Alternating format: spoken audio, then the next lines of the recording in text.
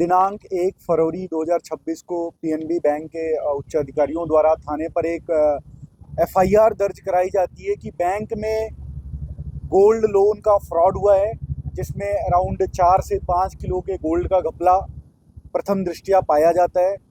और बैंक के 3 कर्मचारियों, 2 अधिकारी और एक प्राइवेट एम्प्लॉय को नामजद किया जाता है। पुलिस को इस घटना के बारे में जैसे सूचना मिलती है, एक स्पेशल टीम बनाई जाती है। इस घटना के अनुसंधान से हमें जो बैंक का मुख्य मुलजिम है इस पूरे घटनाक्रम का, जिसका नाम अमित जांगिड़ है, जो इस ब्रांच का नालसा गेट जो बोलते हैं उसका मैनेजर है, उस ब्रांच का अमित जांगिड़, उसको आज पुलिस पकड़ती है। और उसका जो साथी है संतोष सैनी, उससे भी हम लगातार पूछताछ कर रहे थे। तो इसके पूछताछ से पूरी घटना का पर्दाफाश किया जाता है। ये पूरा जो लोन का फ्रॉड हुआ है, ये पिछले 2 सालों से चल रहा था। और लास्ट अप्रैल 2025, मई 2025 से इसका जो क्वांटिटी है काफ़ी बढ़ गया। अराउंड 120 से 130 ऐसे गोल्ड लोन अकाउंट्स इन्होंने बताए हैं जो फ्रॉड हैं, जो इन्होंने या तो फेक गोल्ड का यूज़ किया है या बिना गोल्ड के ही वो लोन पास कराए हैं। ये जो लोन पास कराते थे वो अपने अपने परिचितों, अपने जो भी रिश्तेदार हों उनके नाम से लोन उठाते थे। उसके बाद उन पैसों से अपना जो भी अय्याशी बोल लीजिए, प्रॉपर्टीज़ खरीदना या कई तरह के और भी उसमें उपयोग करते थे। इसमें एक बड़ी ही महत्वपूर्ण बात मैं आपको बताना चाहूँगा। ये इतने शातिर थे कि इन्होंने इस पूरे जो फ्रॉड है, जो क्वांटम आप मान के चलो प्रेस में आ रहा है 5 से 6 करोड़, इस टाइप का जो फ्रॉड है, इस पूरे फ्रॉड को कवर अप करने के लिए भी इन्होंने एक बहुत ही बड़ी स्टोरी बना रखी थी। रिसेंटली जनवरी लास्ट में इनका प्लान था कि बैंक में एक लूट करवाएंगे। लूट में भी इन्होंने लोगों को शामिल कर लिया था, पैसे देकर रेकी करा रखी थी। इनका प्लान था बैंक में लोग घुसेंगे, लूट करेंगे, लूट करके उस जो वॉल्ट है उससे गोल्ड निकाल के ले जाएंगे।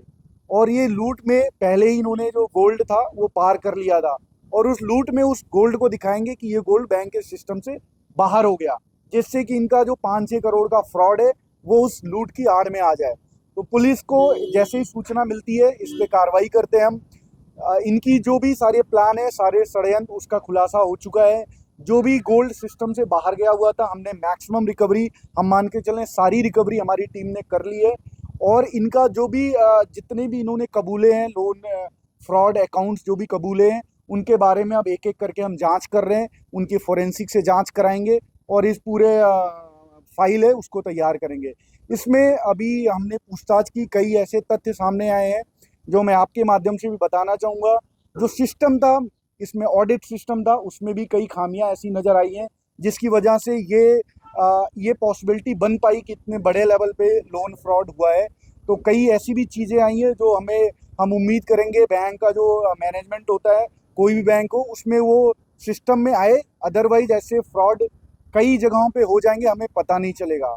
बट इसमें हमारी जो टीम है, हमें जैसे ही सूचना मिली, जो मुख्य अभियुक्त है अमित जांगिड़, जो पहले सीथल का निवासी है, वर्तमान निवासी, उससे पहले गंगानगर साइड का निवासी है, जो मूल निवासी है, ये हमारी टीम जब इसको उठाती है रेलवे स्टेशन के पास से, ये पहले वृंदावन आश्रम गया हुआ था फरारी काटने के दौरान। जब हमारी टीम इसको उठाती है तो ये बड़ा घबराया हुआ था और हमारी टीम को बताता ही है कि हम बस सुसाइड करने वाले थे। तो हमारी टीम ने इसके ऊपर 4 करोड़ का लाइफ इंश्योरेंस भी करा रखा था इसने पिछले साल। तो इसका प्लान था अगर वर्स्ट केस में मैं सुसाइड कर लूंगा और वो पैसे मेरे खाते में आ जाएंगे, परिजनों के खाते में आ जाएंगे। तो इसने बड़े ही शातिर तरीके से सारा प्लान कर रखा था। इससे अभी पूछताछ जारी है, अभी बहुत ही और भी चीज़ें निकल के आएंगी इस चीज़ में, इनके पूरे घटनाक्रम के बारे में। इसकी जितनी भी प्रॉपर्टी हैं, कई अवैध प्रॉपर्टियां भी इसने बना रखी हैं। सीकर में, जयपुर में, गूड़ा के पास भी इसने कई खरीद रखे हैं, डेयरी प्लांट भी बना रखे हैं। बट इस पूरे जो मास्टरमाइंड है उसके साथ जो है वो बैंक का एक करस्पॉन्डेंट जो प्राइवेट एम्प्लॉय होता है वो भी इसके साथ इन्वॉल्व था, संतोष सैनी, उसको भी हमने गिरफ्तार कर लिया है। इन दोनों ने मिलकर इस पूरे जो लूप होल्स थे उनका फ़ायदा उठाया और इतने बड़े लेवल का फ्रॉड किया है। इसमें आपको और भी बताऊं कि इनके जो भी प्रॉपर्टीज़ हैं, जो भी क्राइम से अर्जित प्रॉपर्टीज़ है, उनको भी हम जब्त करेंगे और बैंक भी उसको अपने माध्यम से जब्त करके और इनमें प्रॉपर्टियों का हम उसी हिसाब से डिस्पोज करेंगे, जिससे कि जो इसके पीड़ित हैं उनको उसका फायदा भी मिले। डकैती के लिए 20 लाख रुपए डकैती के लिए इसमें ऑलरेडी पैसे 20 लाख रुपए दिया हुआ था। जो संदिग्ध है उनकी भी तलाश जारी है, जल्द भी उनको भी पकड़ के उसका भी खुलासा करेंगे। तो पूरी प्लानिंग बन गई थी, डकैती कैसे डालनी है, कैसे डीवीआर नष्ट करना है बैंक का, कैसे एविडेंस टैंपर करने हैं, और कैसे फिर पुलिस और बैंक को ये बताना है कि ये तो एक लूट हो गया, डकैती हो गई और ये सिस्टम से गोल्ड बाहर हो जाएगा। उससे फिर ये अपने पूरे क्राइम का पर्दा वो पटाक्षेप करते हैं, उसको ढकने की कोशिश कर रहे थे। टीम का नाम हो। इस इसमें एक सेकंड में इसमें अपने जो टीम है, जिसमें हमारे एडिशनल एसपी हेडक्वार्टर और उनके साथ सीओ नवलगढ़ और हमारे 2 SHO, Nawalgarh SHO and Udaipur वाटी एसएचओ, और साथ में प्रोफेशनल जो आरपीएस ऑफिसर है अंबिका चौधरी, इन सब का इसमें मेन भूमिका रहा है। इसमें हमारे 3 स्पेशल कांस्टेबल्स जिनका मेन भूमिका है, उनका मैं नाम मीडिया के सामने बताना चाहूँगा। नरेंद्र कांस्टेबल 13 छाछड़ जो नवलगढ़ में ही पोस्टेड है, और 2 डीएसटी के कांस्टेबल अमित मोटसा और सुरेंद्र 1354। ये जो 3 लोग हैं, इन्होंने माल रिकवरी, मुलजिम पकड़ना, घटना का पटाक्षेप करना और सारे संदिग्ध को पकड़ने में महत्वपूर्ण भूमिका निभाई है। गोल्ड स्कीम के अलावा सर जैसे केसीसी लोन हो गया, वो भी इनके और भी लोन्स के फ्रॉड हैं। केसीसी लोन, पशु डेयरी वाला लोन है, वो भी इन्होंने कबूला है। वो हम बैंक को भी प्रॉपर बताएंगे, जिससे कि उसका भी अगर किसी तरह से और उसमें इन्वॉल्व लोग होते हैं तो उनके खिलाफ भी पुलिस की कार्रवाई की जाएगी। सर बैंक की तरफ से तो रिपोर्ट दर्ज करवाई गई थी 4198 ग्राम सोने की, वो बरामद हो गया। बैंक की तरफ से जो रिपोर्ट गोल्ड अमाउंट का दर्ज कराया गया, उसमें सारा अमाउंट सिस्टम से बाहर नहीं था। एक ही गोल्ड कई बार रोटेट होके नए नए लोन उठाए गए, तो गोल्ड फिजिकली में 4 किलो का नहीं गायब हुआ था। गोल्ड जितना सिस्टम से बाहर गया था वो 99% हमने रिकवर कर लिया, बट वो 4 किलो नहीं था, उससे कम अमाउंट था। अराउंड अभी हम वेट उसका नहीं किए, बट हमें जो रिकवरी ये बता रहे हैं बैग का, वो हम कर रहे हैं, उसका भी हम खुलासा करेंगे।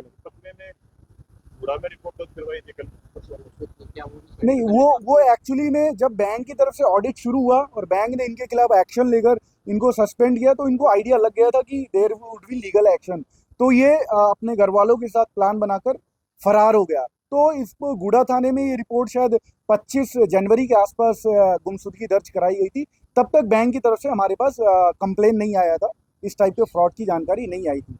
सही जो पैसा आईएएस मनोज का बता रहे हैं, तो क्या वो भी इसमें आएंगे क्या जो ये अनुसंधान काफी लंबा चलेगा। इसमें जो भी लोग डायरेक्टली या इनडायरेक्टली इस क्राइम को बढ़ावा दिए हैं, हम उम्मीद करेंगे हम सबको इसमें पैक करेंगे, और इससे ये इस क्राइम को जितने लोग सहायता दिए हैं, चाहे किसी भी तरीके से सहायता दिए, उन सबको हम पैक करेंगे।